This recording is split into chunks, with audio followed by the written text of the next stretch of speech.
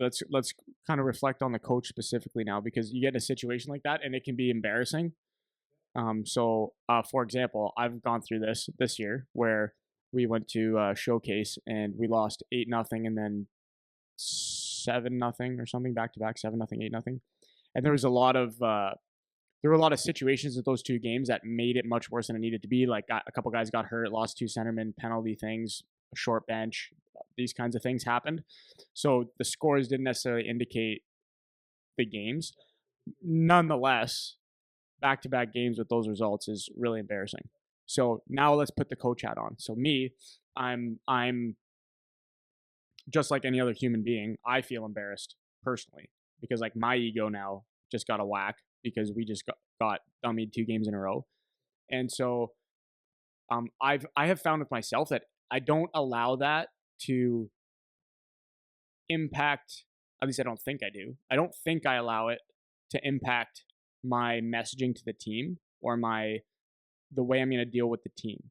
Like I don't let my personal feelings about this situation impact what my direction is with the team best I can. I'm sure maybe it seeps in here and there, but I really try to detach myself from like my own personal feeling. And that's because I have a philosophy of we're here for development over winning. Like I couldn't give I genuinely couldn't give a shit about winning the game. I care about playing the game properly. So even like one of these games that we should have won much more widely than we did, we won by a goal, and I wasn't happy about it because we didn't play well, right? And so like that's just my inclination. So it helps me to manage the personal embarrassment and how that makes me look as a coach. But I'm also somebody who I'm not necessarily pursuing a professional coaching career, right? So what would you say, or what are your thoughts about just on the personal level for the coach dealing with those emotions that happen in games like that? I could just kind of pivot a little bit and just talk about my son's team in the OHL, because this is a year where they've chosen to, get rid of a couple of good players to get younger, to build obviously a really good team in the next couple of years. So they're young. Within that time, early in the season, the team was good. The team was pretty good, and a tweak here or there would make it a really good team. But the team chose to go a different way. So, like, talk about ego, right? I'm not even playing. I just watching my kid. So you're watching, and then injuries happen. Jets in Philadelphia, uh, injuries happen, and we're dressing defensemen that are not in our league. They don't play in the league. Play junior B, one junior C. They were just dying for call-ups. So we're losing games, and they competed. The boys competed, but then you could see just things break down. Where it's, yeah, of course you're going to break down. These 4 guys aren't even anywhere in this league. They're not they're not OHL. They're not ready players, to play, yeah. but they're getting minutes because of the injuries and stuff like that. So I'm just dad. I'm watching and you're sitting there going, well, you start to snap a little bit because your ego. It has nothing to do with my ego, but it's, you got to come back, and I got to tell you they had a rough weekend. Eh? And what do? I go, yeah, but. It's like, well, why does it bother you so much? So as a coach, it's going to affect you. If it doesn't affect you at all, then there's something wrong with it, right? So what was the question though? So my question was, what kind of advice or what tips are you giving to coaches to try to manage those emotions, considering the spectrum of types of coaches? Like you have somebody like me where I'm about as close to full scale development focused versus the opposite end of maybe a guy like Mac, where like this guy wants to be a professional coach. Yeah. Well, right? I think that's the answer, right? The answer is what are you about? Because I know there's I'm not going to say the name, but one guy that coaches AAA out of town, and it's all about winning. It's all about winning, recruiting guys, and like in an area that never recruited before because they weren't allowed to. But got guys in, and they're one of the best teams in Ontario. It's like, okay, cool, but it's very, very clear why he's doing it. He's doing it for himself. It's him winning, him looking good. He obviously wants to get to junior B, junior A, OHL, whatever, get a job somewhere so he can coach. It appears that way. Winning is everything to him. So are you going to take those losses differently? Yeah, 100%. And is it right? Not necessarily, because you're using kids to fuel your dream, right? So snapping on kids, maybe you were coaching right or whatever. Anyways, depending on where you are on the spectrum of I'm a development coach, I want to win, is going to determine how much it affects you, right? So you would hope that there's some kind of a balance in there because I think kids still need to be somewhat accountable.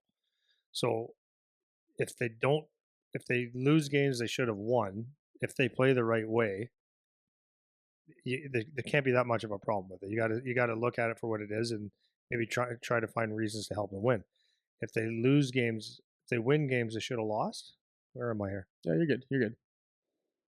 If they win games, they should have lost. Yeah, If then they you lost know you games, they should have tighten it won. up. Like, anyways, there's a you should have expectations on your kid because when we say we coach for development, that just doesn't mean that we don't care about outcomes, right? It's not like, oh well, it doesn't matter, we're just developing. That's not what that means.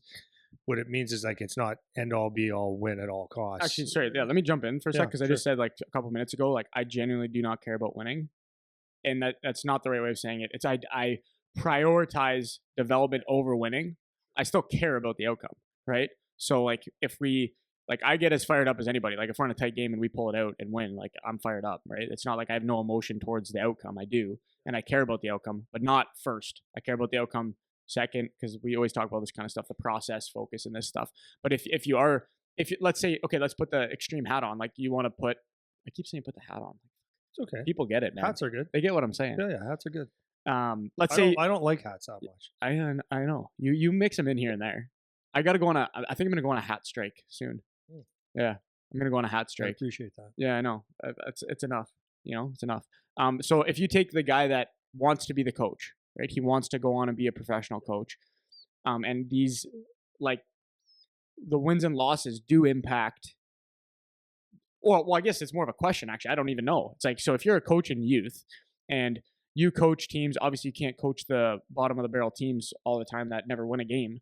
But how much do you feel like it really impacts the ability of somebody to become a coach, to go on to a higher level, the winning versus losing kind of thing? Because to me, it's like if you are somebody that's going to be a snap show after every game you lose because you're concerned about being a coach, like I still feel like the philosophy of prioritizing development will likely feed you as a coach to go to a higher level better anyways. Like, is that wrong? Like, do you, what exactly I guess would be? Do you think you have to be able to do both?